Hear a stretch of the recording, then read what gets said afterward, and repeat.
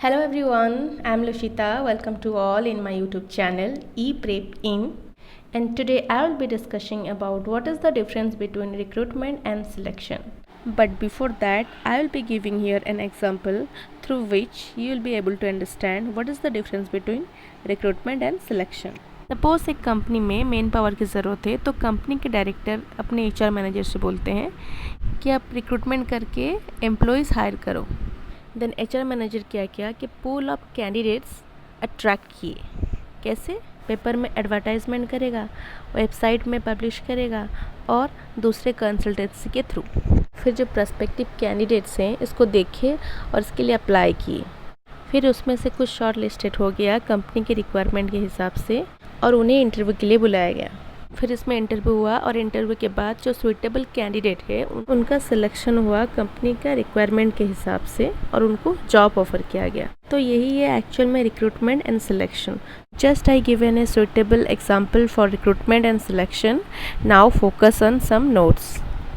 First let's see the basic meaning कि recruitment है क्या और सिलेक्शन है क्या। Okay, so recruitment is the process of attracting more and more candidates for a vacant position and stimulating them to apply for it. ये एक ऐसा process है जिसमें अट्रैक्ट किया जाता है मोर एंड मोर कैंडिडेट्स। कैसे अट्रैक्ट किया जाता है? वैकेंसी निकाल के, एडवर्टाइजमेंट देके। क्योंकि ज़्यादा से ज़्यादा जो कैंडिडेट्स होते हैं मीन्स प्रस्पेक्टिव कैंडिडेट्स वो अप्लाई करेंगे वो वैकेंट पोजीशन के लिए और उनको उसके लिए एनकरेजमेंट भी किया जाता है, स्टिमुलेटिंग किया जाता है कि आप अप्लाई करो। But the selection means picking up the best candidate from the list of applicants and offering them the job. Selection में कोई एक बेस्ट को ही आपको पिक करना है। मीन्स जो भी अप्लाई किए होंगे एप्लीकेंट उनमें से ही एक बेस्ट को आपको चूज़ करना है वैकेंट पोजीशन के लिए और उनको जॉब ऑफर करना है। Second, recruitment is a positive approach because it's increasing more and more candidates to apply. Positive approach इसलिए क्योंकि इसमें ज़्यादा इनक्रेजमेंट किया जाता है, मोटिवेट किया जाता है कैंडिडेट्स को अप्लाई करने के लिए। दूसरी तरफ सिलेक्शन में ये एक नेगेटिव अप्रोच है इसलिए क्योंकि इसमें ज़्यादा रिजेक्शन पे ध्यान दिया जाता है। किसका रिजेक्शन? अनसुइटेबल कैंडिडेट्स का। Next, recruitment process starts before selection and selection process start after the process of recruitment. Recruitment process selection से पहले किया जाता है और सिलेक्शन जो है वो रिक्रूटमेंट के बाद ही स्टार्ट होता है। Next, in recruitment, the main objective is to create pool of candidates. In other side, the objective is to select the most appropriate person after eliminating two others. Main objective होता है कि pool create करना है। कैसे? कि ज़्यादा से ज़्यादा कैंडिडेट्स जो होते हैं उनको मोटिवेट करना है, इनकरेज करना है। सेम सिलेक्शन में क्या होता है कि कोई एक अप्रोप्रिएट पर्सन उसको चूज़ करना है और बाकी सबको एलिमिनेट करना है।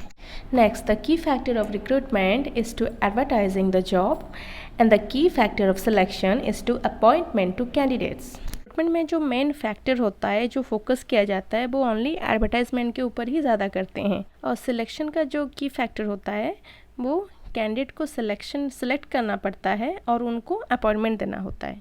Next, it is required less time and economical method. In selection, it is required more time and expensive method. Recruitment इसलिए लेस टाइम है क्योंकि इसमें ज़्यादा टाइम ही नहीं देना पड़ता है और ये इकोनॉमिकल मेथड इसलिए है क्योंकि इसमें ज़्यादा कुछ खर्चा ही नहीं होता।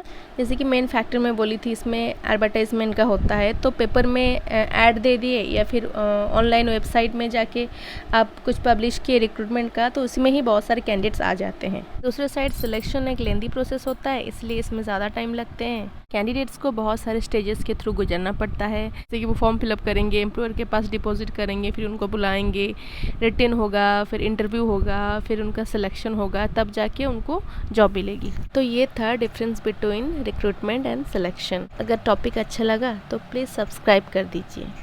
Thank you.